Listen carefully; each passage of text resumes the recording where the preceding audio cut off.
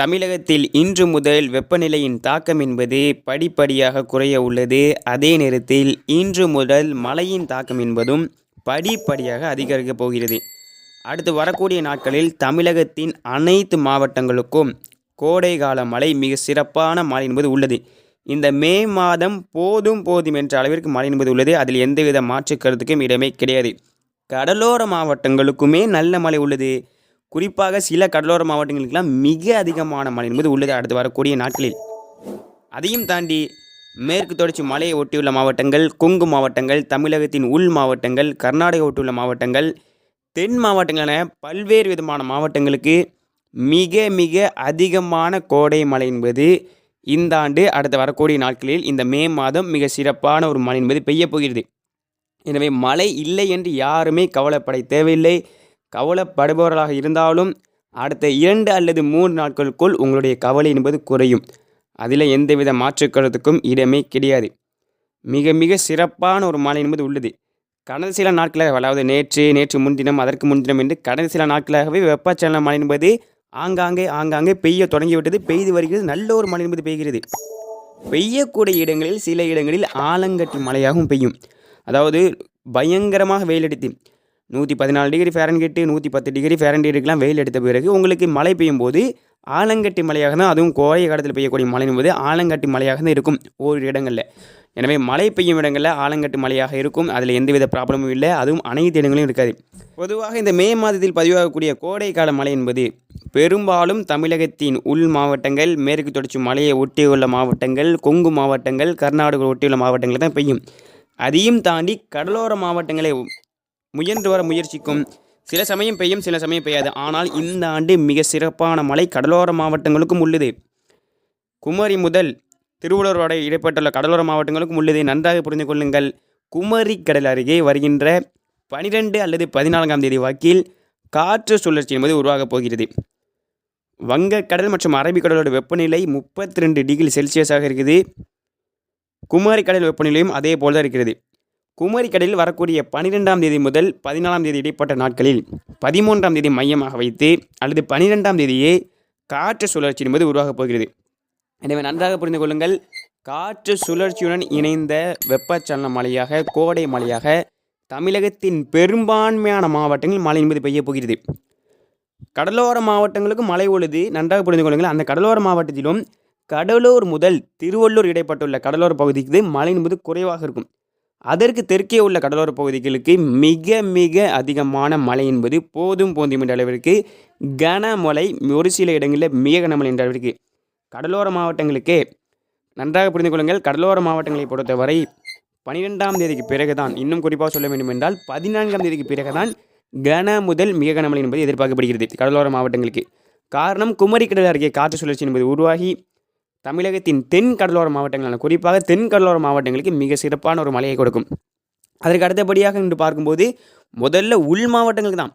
தமிழகத்தின் மேற்கு தொடர்ச்சி மலை மாவட்டங்கள், அதை ஒட்டிய கொங்கு மாவட்டங்கள், கர்நாடகா ஒட்டியுள்ள மாவட்டங்கள், தமிழகத்தின் உள் மாவட்டங்களுக்கு நல்ல ஒரு மழை என்பது கொடுக்கும் இந்த காற்று சுழற்சி.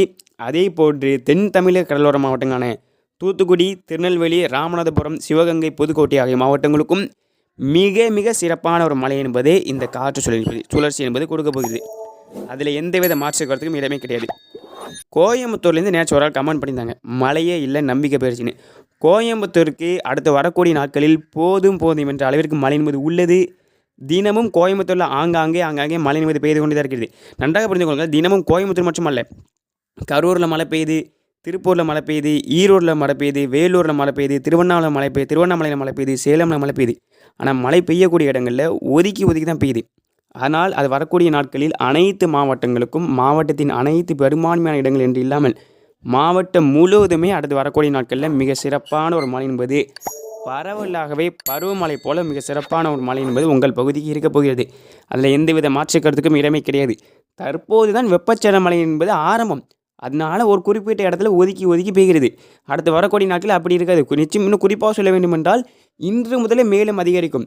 9ஆம் தேதி முதல் மழை பெய்யாத இடங்கள் என்பது இருக்காது. இன்னும் குறிப்பாக சொல்ல வேண்டும் என்றால் 9 முதல் 10ஆம் தேதி இடைப்பட்ட காலகட்டத்தில் மழை பெய்யாத இடம் என்பது இருக்காது. தமிழகத்தின் மேற்கு மாவட்டங்கள், மேற்கு தொடர்ச்சி மலையை ஒட்டிய மாவட்டங்கள், கொங்கு மாவட்டங்கள், தமிழகத்தின் உள் மாவட்டங்கள் எந்தவித அச்சமும் தேவையில்லை. உங்களுக்கு தான் அதிகமான மழை என்பது உள்ளது. அதில் எந்தவித மாற்று கருத்துக்கும் இடமே கிடையாது.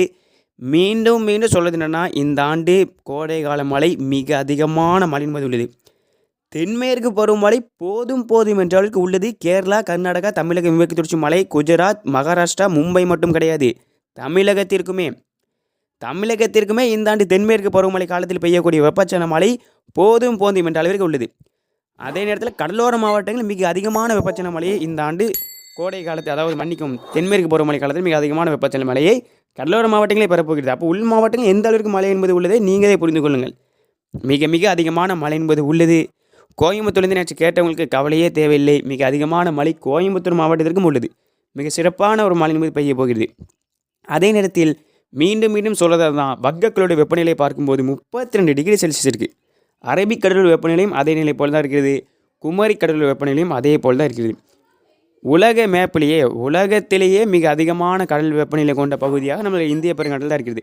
வங்கக்கடலும் அரபிக்கடலும் இந்திய பெருங்கடலும் தான் உலகத்திலேயே மிக அதிகமான வெப்பநிலை கொண்ட கடல் பகுதியாக இருக்கிறது. இது மிக அருமையான மழைக்கு சாதகமான அமைப்பாக தென்னிந்தியாவில் பல இடங்களில் ஒரு வரலாறு காணாத மழை நிச்சயமாக கொடுக்க போகிறது. அடுத்து வரக்கூடிய வருடங்களில் இனிமே வானிலை இப்படி தான் இருக்கும் என்ற அளவிற்கு ஆல்ரெடி எடுத்துக்காட்டாக கடந்த 2023ஆம் ஆண்டு தூத்துக்குடி, திருநெல்வேலி மாவட்டங்களை கொடுத்துட்டு போயிட்டு, அந்த தூத்துக்குடி, திருநெல்வேலி மாவட்ட மழையே நம்ம பல நாட்களுக்கு எச்சரித்திருந்தோம். வரலாறு காணாத மழை பெய்ய போகிறது. இன்னும் நம்ம சேனலில் அந்த வீடியோ இருக்குது, செக் பண்ணி பார்க்கவங்களுக்கு தெரியும். எனவே புரிந்து கொள்ளுங்கள், மே 20ஆம் தேதிக்கு பிறகு நம்மளுடைய வங்கக்கடலில் ஒரு தீவிர நிகழ்வு என்பது புயல் சின்னம் என்பது உருவாகக்கூடும். அதற்கு பிறகு அது வடக்கு நோக்கி நகர்ந்து தென்மேற்கு பருவமழையை அந்தமான் நிக்கோபார் தீவிலும், அதற்கு அடுத்தபடியாக மே இறுதி அல்லது ஜூன் முதல் வாரத்தில் நம்முடைய கேரளா, கர்நாடகா, தமிழக, மேற்கு தொடர்ச்சி மலை மாவட்டங்களிலும் தென்மேற்கு பருவமழை தொடக்கும். தென்மேற்கு பருவமழையை பொறுத்தவரை ஜூன், ஜூலை, ஆகஸ்ட், செப்டம்பர் 4 மாதமும் மிக சிறப்பான தென்மேற்கு பருவமழை உள்ளது. கேரளா, கர்நாடகா, தமிழக, மேற்கு தொடர்ச்சி மலை மாவட்டங்கள், அதே நேரத்தில் மும்பை, மகாராஷ்டிரா, குஜராத் உள்ளிட்ட மாநிலங்களிலும் காவேரி கேட்ச்மெண்ட்லையும் மிக மிக அதிகமான மழை என்பது தென்மேற்கு பருவமழை ஒரு வரலாறு காணாத மழையாக கூட, அல்லது மிக மிக அதிகமான மழையை கொடுக்கக்கூடிய ஆண்டாக இந்த 2024ஆம் ஆண்டு இருக்க போகிறது.